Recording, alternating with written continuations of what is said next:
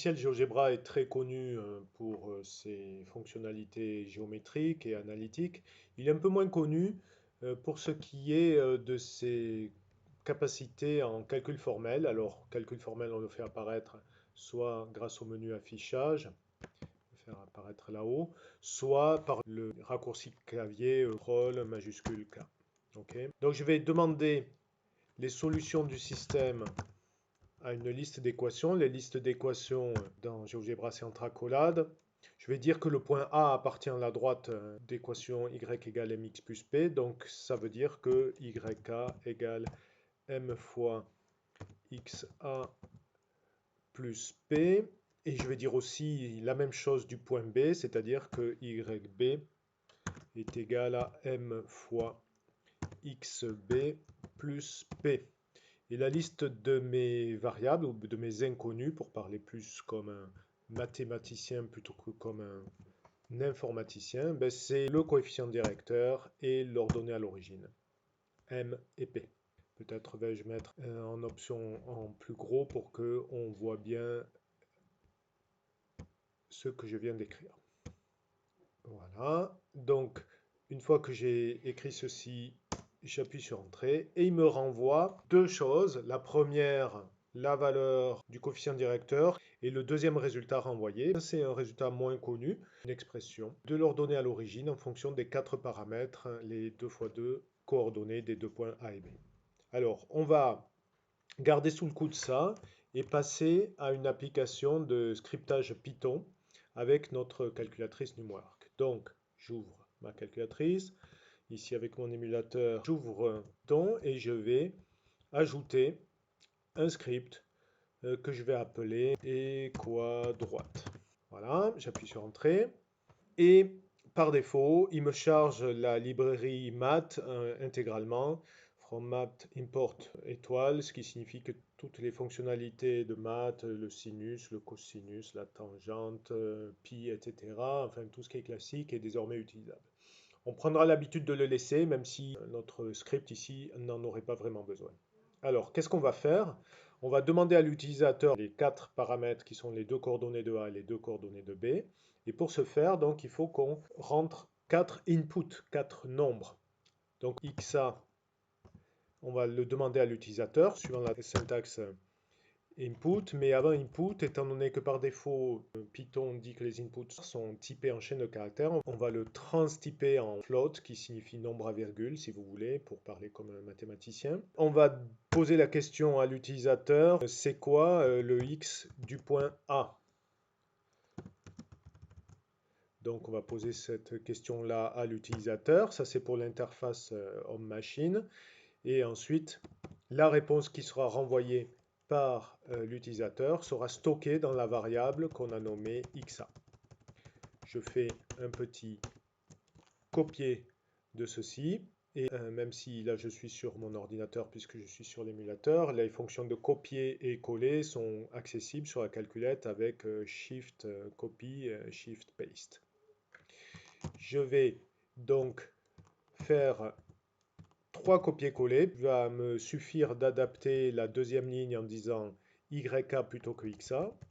Je vais stocker dans la variable YK ce que je vais demander à mon utilisateur. Ensuite, une fois que j'ai le point A, ben, je vais m'occuper du point B, donc son XB. Et Y du point B.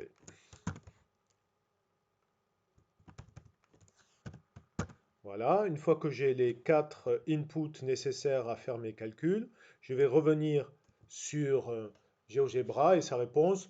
Elles ont un dénominateur commun, ces deux fractions, xa moins xb en dénominateur. Et ensuite, je vais afficher à l'écran le coefficient directeur de la droite d'une part et l'ordonnée à l'origine de la droite AB d'autre part. Pour afficher à l'écran, on va faire un print. Qu'est-ce qu'on va dire? Coef directeur égale.